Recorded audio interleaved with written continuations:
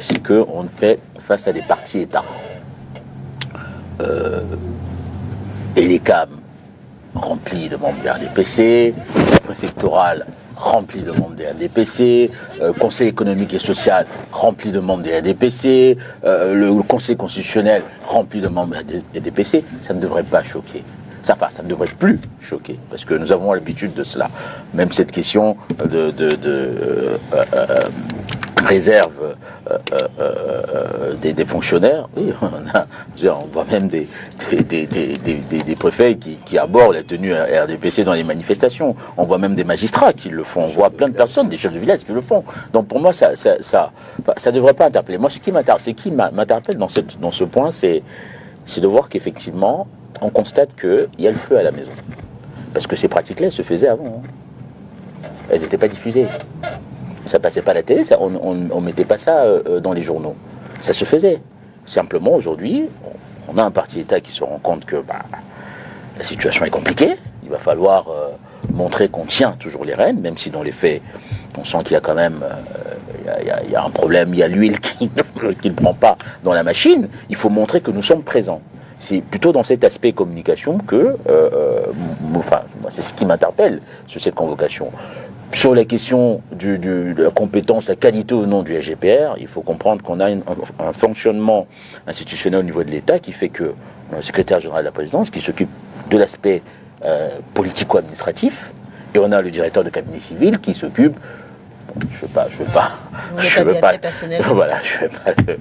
qui s'occupe de la cuisine du président de la République. Donc, pour moi, le secrétaire général de la présidence est dans son rôle, surtout qu'on a un président qui n'est plus en capacité, qui n'a plus les aptitudes nécessaires pour gérer ce truc-là. Quand bien même, on peut se poser la question de savoir si jamais il a eu à diriger une telle réunion. Je pense qu'il a toujours eu à déléguer. Donc pour moi, c'est un non-événement, cette convocation. Comment vous réagissez à ces consultations au Palais de l'Unité, maître? J'avoue que je suis très surpris par quoi que les consultations ou la démarche entreprise par le ministre d'État SGPR retient notre attention. Parce qu'en réalité, moi personnellement, je suis un opposant. Je ne m'intéresse pas à ce que le parti au pouvoir fait.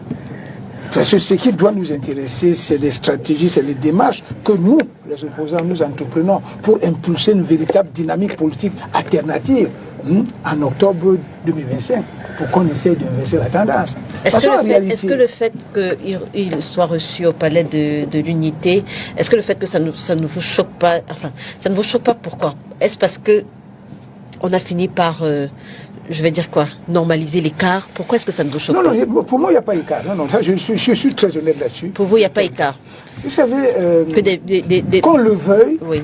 Qu'on le veuille, parce que M. Rufo va me tirer dessus, depuis 2 semaines, nous assistons incontestablement à une autoflagellation de la majorité présidentielle. Ça, c'est évident. Il y a 3 candidatures depuis 2 semaines qui sont sorties de la majorité présidentielle. Cela veut dire qu'il y a problème. 3 candidatures? Il y a 3 candidatures. Il y a M. Thieroma Bakary qui a annoncé sa candidature à l'élection présidentielle. Il y a Bello Bouba. Il y a même un militant du RDPC qui est conseiller municipal qui a annoncé sa candidature. Oui, c'est la vérité. Bon, ça c'est une candidature. Non, c'est un élu du peuple. Monsieur Oufo, vous n'êtes pas un élu du peuple. C'est un élu du peuple. C'est une candidature fantaisiste. Non, il ne peut pas être. Est-ce qu'il n'est pas militant du RDPC? C'est le comité central qui donne l'investiture. Lui va avoir son investiture. Dans tous les cas, il y a autoflagellation de la majorité présidentielle. De mon point de vue, il est de bon ton que le parti État essaie de multiplier des stratagèmes pour, réajuster les pions. Et c'est sur ce plan que je suis convaincu que le président de la République a certainement donné des hautes instructions à son ministre d'État, secrétaire général, de procéder à un certain nombre de consultations. Et puis je vais vous dire quelque chose. Lorsque M. Thieroma Bakary, Issa Thieroma Bakary démissionne et il annonce sa candidature, beaucoup de gens ne comprennent pas. Ça pose un problème très sérieux. Parce que l'alliance politique qui liait M. Thieroma Bakary au président Biya était différente de la plateforme politique que la plateforme d'action gouvernementale Bello Bouba Maïgari avait avec le président de la République. Parce que M. Thieroma Bakary avait une alliance politique entre 2 acteurs politiques. C'est lui-même qui a signé l'alliance avec le président Biya. lui-même, ce n'est pas le parti. Ce n'est pas son parti. On ne sait pas s'ils ont signé un document. Hein, non, ils ont signé un document. Écoutez, c'était un soutien. Ils ont signé un document. Il y a toujours des accords. On matérialise quand même quelque chose. Non, mais écoutez, s'il vous plaît, lorsque vous parlez, je vous coupe une seconde. Je conteste le fait qu'il y ait une alliance, formelle entre le président Biya et Issa Tiroma. Que cette alliance soit écrite ou non écrite, toujours est-il que c'était une alliance entre deux personnes. Vous comprenez? Aujourd'hui, que l'une des personnes, on appelle ça chez nous, je parle sous le contrôle de mon estimé confrère, on appelle ça chez nous un contrat synalagmatique, un contrat qui implique une réciprocité de droits et d'obligations. Il y avait une réciprocité de droits et d'obligations entre M. Issa Tiroma Bakary et le président Paul Biya. Aujourd'hui, donc, Tiroma Bakary décide de résilier son engagement contractuel ou bien sa relation contractuelle. Parce que dit-il, il n'a plus accès à son allié politique. Tout à fait. Il est de bon ton que son co-contractant trouve des stratagèmes pour essayer de s'assurer qu'il maîtrise encore la situation dans cette région. C'est pour ça que, justement, il a certainement donné de hautes instructions à son ministre d'État de discuter, d'échanger avec les forces vives de cette région pour voir s'il maîtrise encore la situation. Si ce n'est pas le cas, qu'il trouve, j'allais dire, des stratégies nécessaires pour repositionner les pions. C'est de ça qu'il s'agit. De notre point de vue, c'est pas intéressant, ça ne nous intéresse pas. D'accord. Ça ne va pas nous ça ne doit pas nous intéresser. Si tu permets, j'ai dit que le point ne m'intéresse pas, mais les interventions des deux avocats sur le plateau m'intriguent. Parce que j'ai la faiblesse de croire qu'ils sont en train de se laisser prendre par le piège du RDPC. La lecture que nous avons de cette situation est qu'il n'y a pas péril en la demeure. Il n'y a aucun problème au sein du RDPC, ni au sein de la majorité présidentielle. Justement, la théâtralisation de ces rencontres au SGPR nous laisse croire qu'on veut nous faire croire qu'il y a péril en la demeure alors qu'il n'y a rien. C'est pour cela que je vous dis, de notre point de vue, ce n'est pas intéressant. Parce que ce que Tiroma et Bello font, nous considérons, nous autres, que c'est une instruction claire de M. Biya. C'est ce qu'ils font là. Pour nous, ce n'est pas une défection, ce n'est pas une démission. Et vous verrez, lorsque la candidature du RDPC sera mise sur le plateau, ces deux individus reviendront vous dire que, bon, après réflexion, après renégociation, nous revenons à la maison et nous allons... Vous en êtes certain, Damien Macron, qu'est-ce qui vous fait dire ça? Pourquoi est-ce que vous pensez que c'est la première fois que le SGPR reçoit des gens pour consultation à la présidence de la République? Vous pensez? Ce n'est pas la première fois. Pourquoi cette fois-ci? C'est en Mondo Vision qu'ils le font. Ils le font justement parce que ça cache quelque chose derrière. Donc de notre point de vue, je ne voulais pas m'étaler sur le sujet davantage. Je dis simplement que ça ne nous intéresse pas parce que nous savons qu'on théâtralise une situation parce qu'on a justement constaté qu'au nord, il y avait le feu avec une pénétration importante du MRC, du SDF, du PCRN et d'autres partis qui sont en train d'essayer de grappiller des voix au nord. Et donc on envoie ces deux ministres-là qui se souviennent subitement à 4 mois d'élection présidentielle que le Cameroun ne va pas bien, ils peuvent être candidats à l'élection présidentielle et ça ne nous intéresse pas. Peut-être, oui. Vous terminez pour qu'on pose la question justement à Patrick Riffaut. Vous savez, nous sommes des acteurs politiques. Hein. Vous savez, nous autres qui avons eu le privilège, parce que nous apprenons tous les jours les méthodes des sciences politiques. On nous dit toujours que en sciences politiques, la première exigence, c'est la maîtrise du terrain politique. Vous comprenez? Et cette maîtrise du terrain politique nous amène aujourd'hui à penser que nous essayons de voir ce qui se passe. Et ce qui se passe montre que dans le camp d'en face, il y a un problème. On ne peut pas dire qu'il n'y a pas de problème. Moi, j'ai dit tout à l'heure que ça ne doit pas nous intéresser parce que ça ne nous profite pas. Mais par contre, là où je peux rejoindre Damien Macron, c'est que nous, à l'opposition aujourd'hui, nous devons réfléchir sur le meilleur stratagème possible pour capitaliser, j'allais dire, cette autoflagellation du camp d'en face. Mais il y a un problème là-bas. Ne nous leurrons pas, il y a un problème là-bas.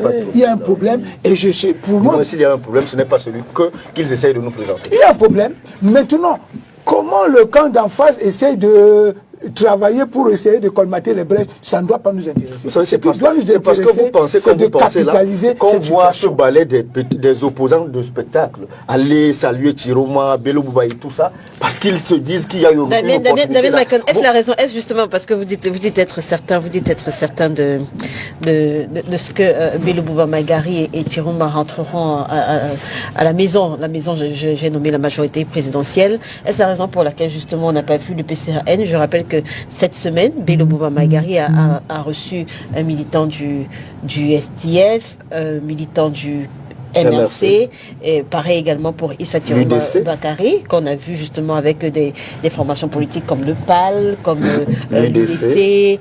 Donc, est-ce la raison, est-ce la raison pour laquelle le MP d'Hilaire-Zipan justement, est-ce la raison pour laquelle le PCRN ne s'associe pas à cette démarche? Je soupçonne que vous n'avez jamais été en prison, Madame Ganje, mais vous n'avez jamais été en prison. Mais ceux qui ont fait un tour savent que lorsque vous y arrivez, vous faites allégeance à ce que vous y avez trouvé. Vous n'avez pas compris. Monsieur Issa Chiroma Bakari et Monsieur Bello Bouba Maïgari sont comme des personnes qui étaient en liberté, qui nous retrouvent en prison. Ils doivent venir faire allégeance. Si vous attendez que le PCRN aille faire allégeance à des gens qui étaient hier au paradis, nous retrouvent en enfer, je rappelle qu'en 92, l'UNDP existait déjà et que l'UNDP était dans l'opposition, en 92.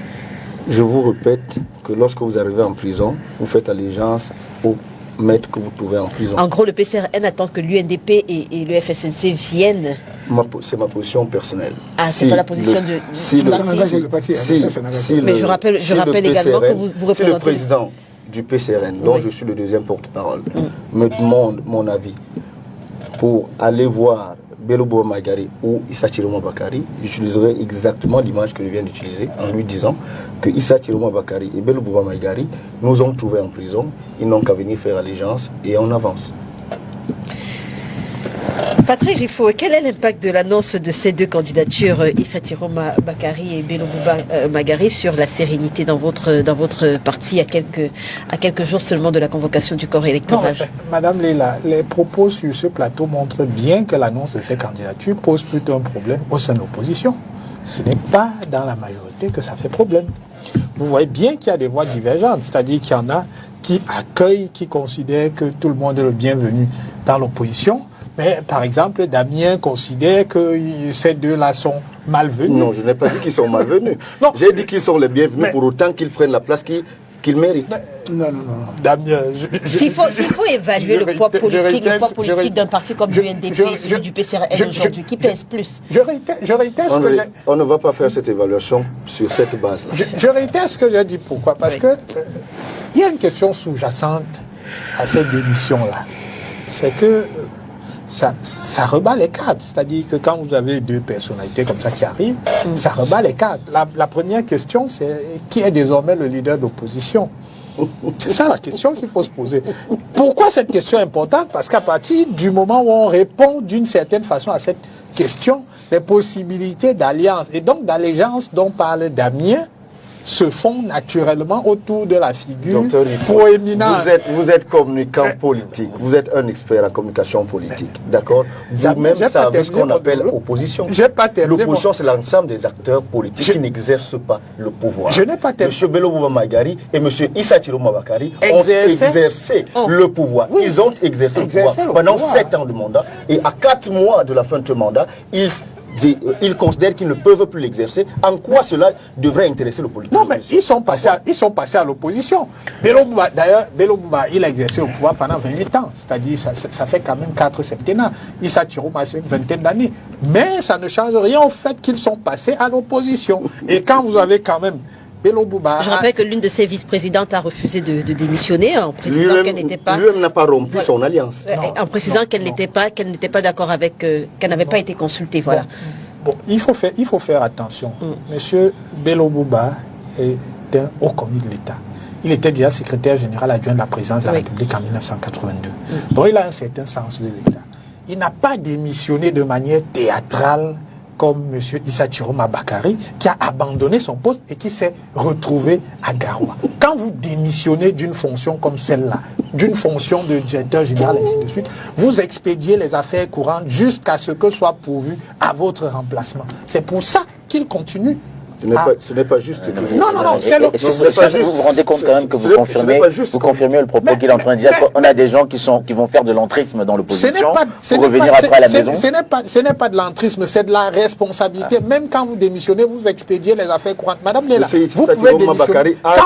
Quand vous déposez sa lettre de démission 2 jours avant d'aller au Nord. Donc vous ne pouvez pas dire ce que mais je dis, quand vous démissionnez, vous continuez à expédier les affaires courantes jusqu'à ce que soit pourvu à votre remplacement. C'est ça qu'on appelle la responsabilité. Vous ne démissionnez pas et puis vous restez chez vous. Non, ça c'est de l'abandon de poste. Et ça prouve que vous n'êtes pas apte aux fonctions auxquelles vous prétendez.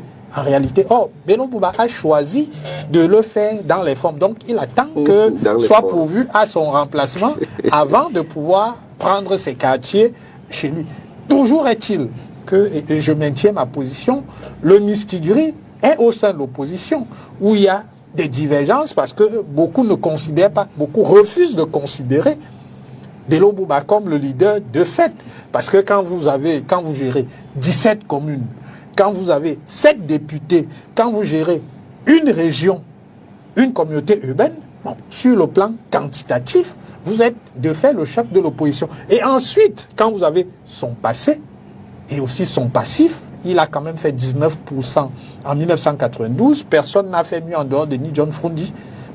Vous avez une certaine carrure et une expérience qui font de vous une personnalité prééminente. Donc, la question aujourd'hui est celle de savoir si les opposants vont aller se coucher à Garoua et lui faire allégeance pour qu'il devienne notre challenger.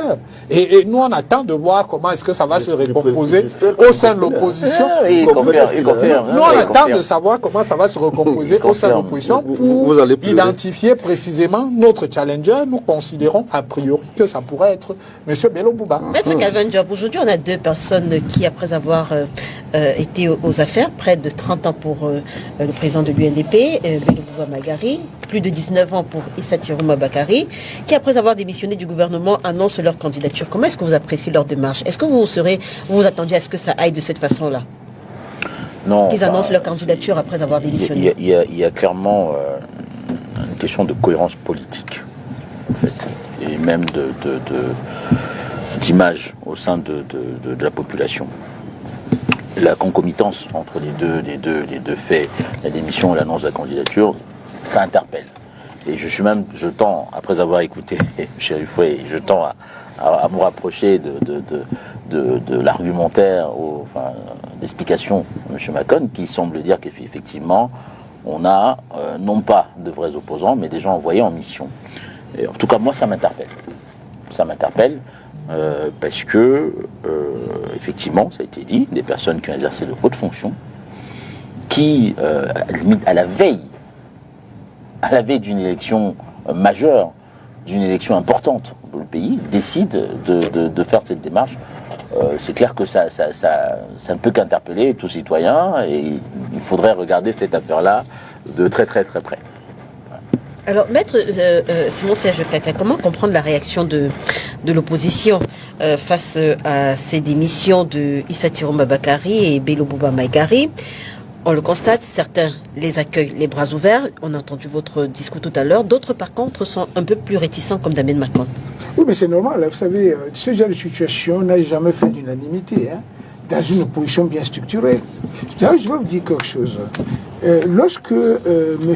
Issa Chiroma Bakary a démissionné, j'avais pratiquement la même lecture que M. Damien Macon. Oui. Vous savez, en sciences politiques, lorsqu'on traite, lorsqu'on étudie ce qu'on appelle les alliances politiques, lorsqu'il y a un parti d'opposition s'allie au parti au pouvoir, ce parti d'opposition adopte généralement 2 postures qui sont alternatives. Soit ils adoptent ce qu'on appelle la posture collaborationniste endogène. Ça veut dire qu'ils entrent carrément dans le ventre du parti au pouvoir. Ils pensent comme le parti au pouvoir. C'est ce que les Bello faisaient. C'est ce que les Chiroma faisaient. On avait l'impression que chaque fois qu'il y avait même une élection, tu vois, les militants de l'UNDP ou bien le président de l'UNDP se mettaient avec le président du RDPC pour dire la même chose.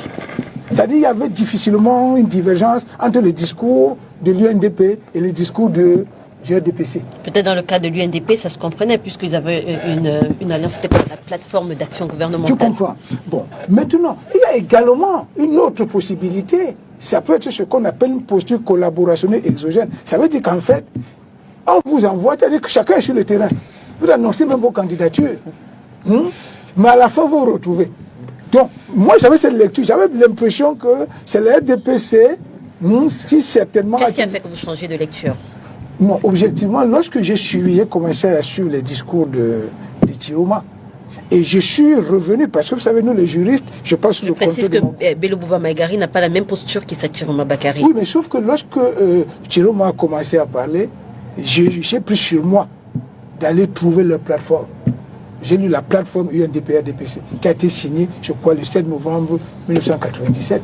Et j'ai également lu le document qui liait M. Tiroma au président Biya.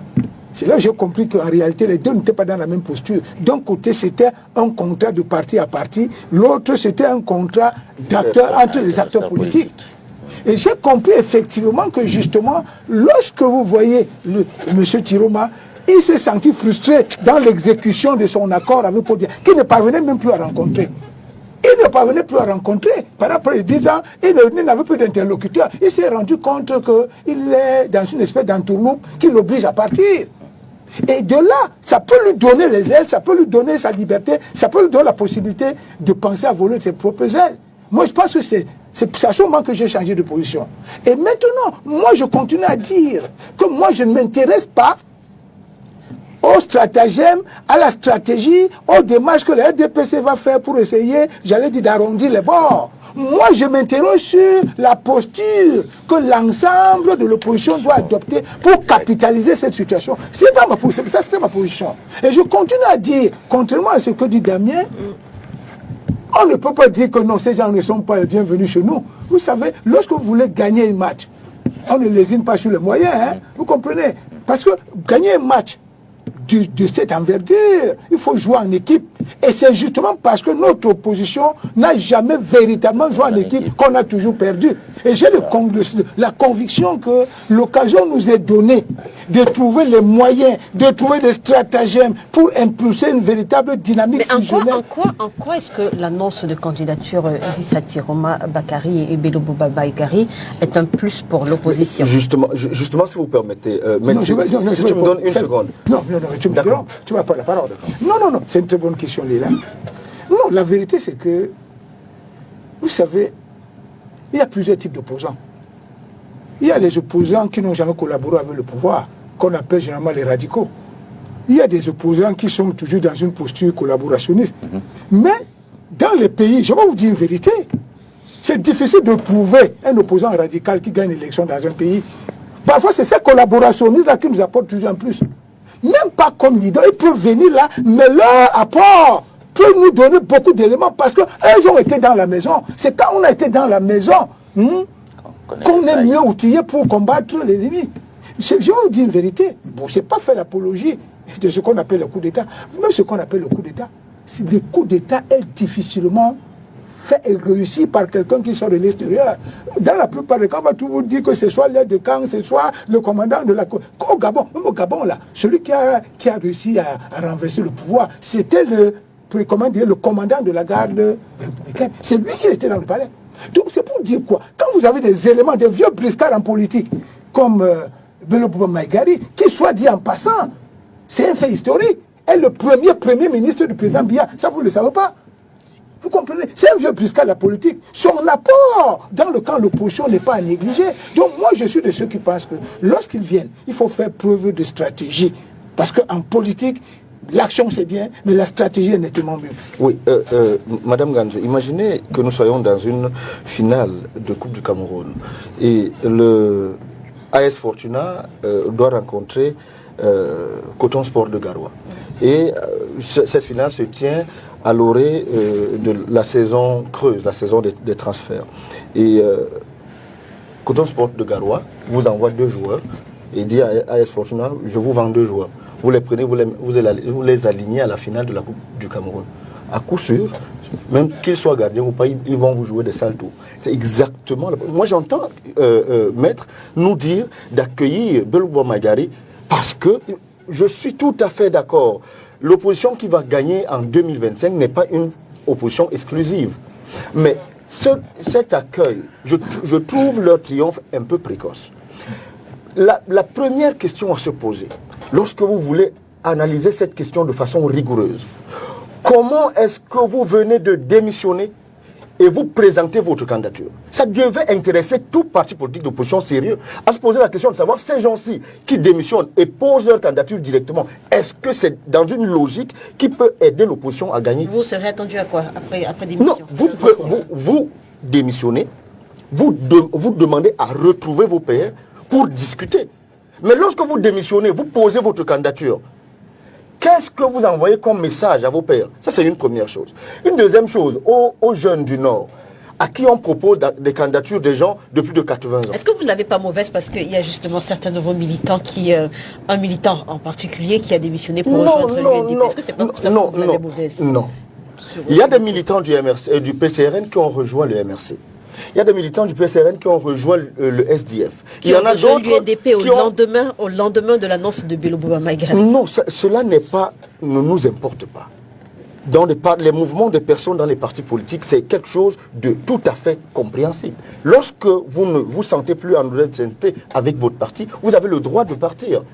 Pendant que vous partez, c'est comme un train, d'autres montent, d'aucuns descendent, d'autres montent. C'est un parti politique. J'ai l'impression que vous ne voulez pas faire le rapprochement. J'ai l'impression que vous ne voulez pas faire le rapprochement entre la démission de votre ancien camarade et les propos de Belou Magari. Sa sortie du gouvernement, on va dire ça comme ça. Son annonce d'être candidat de concourir à l'élection présidentielle.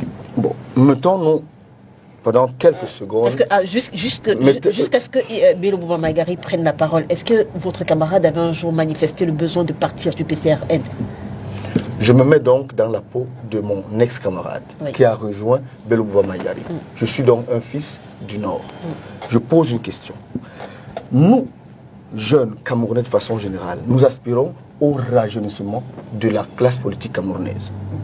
Lorsque Belou Magari démissionne du haut de ses 80 et poussières, je ne connais pas 79 ans, je crois. Voilà. Belou 78 ans. D'accord. Par contre, Tiroma, 79 ans. Voilà, du haut de ses 78 ans. Disons même que on le soutienne et qu'il soit président de la République. Vous savez ce que ça veut dire pour nous autres qui aspirons à avoir des fonctions étatiques importantes?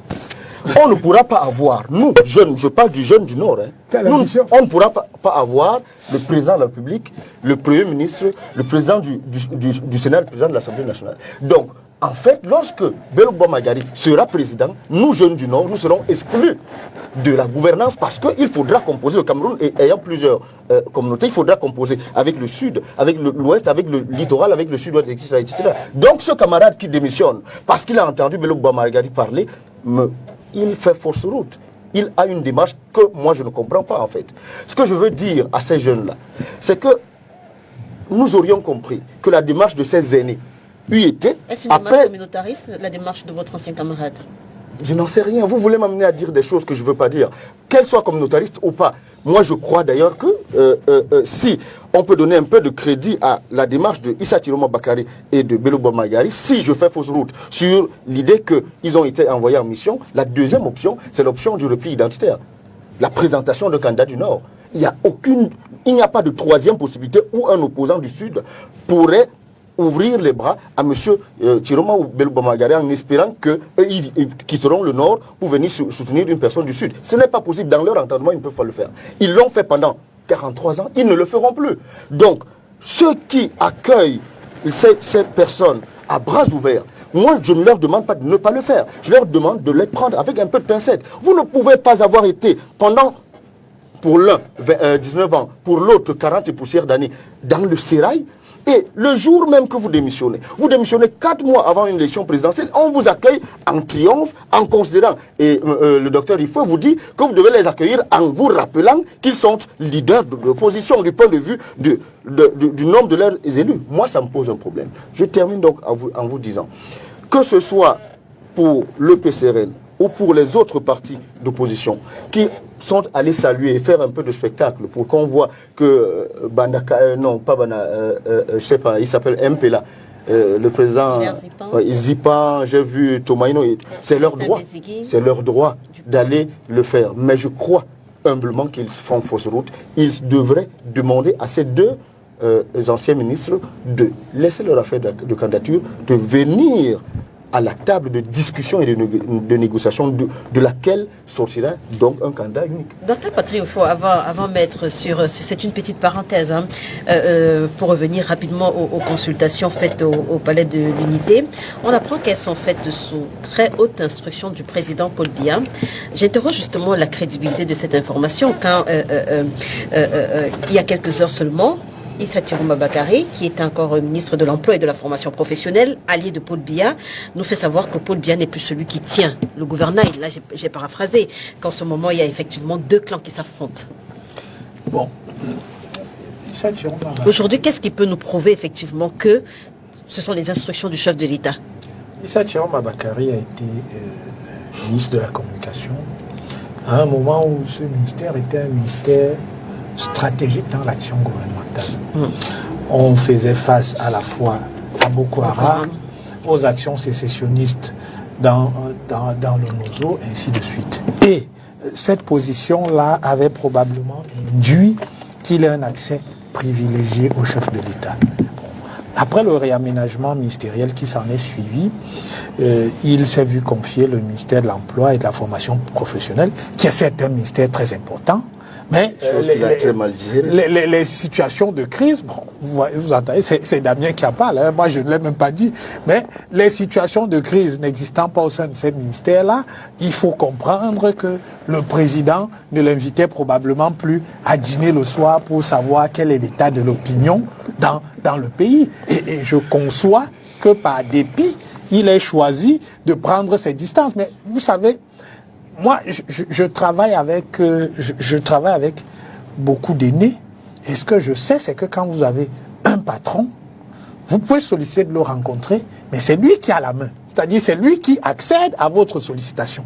Ce n'est pas parce que vous dites 5 fois « je veux te rencontrer » qu'il accède à ta sollicitation 5 fois. S'il estime que dans son ordre de priorité, tout ce dont tu veux lui parler est d'un intérêt moindre, il va te conduire. On parle là d'un président et de ses ministres. Voilà, on parle malheureusement. Vous avez une conception bien camerounaise de la gouvernance. Non. À quel moment, Dr. Patrick, à quel moment est-ce que le président de la République rencontre ses ministres camerounais? Non, aucun. Écoutez, le président de la République rencontre le Premier ministre tous les mercredis. C'est le Premier ministre qui est le chef du gouvernement. Et c'est lui l'interface entre... Est-ce que la Constitution camerounaise prévoit des conseils de ministres? Madame Léla, mais justement, il n'y a aucune disposition de la Constitution qui institue les conseils de ministres. Aucune. On ne nous dit pas dans la Constitution que les conseils de ministres doivent se tenir instamment chaque année. Non, ce n'est dit nulle part. Donc, contrairement à tout ce qui circule, le président ne viole aucune loi en ne les convoquant pas.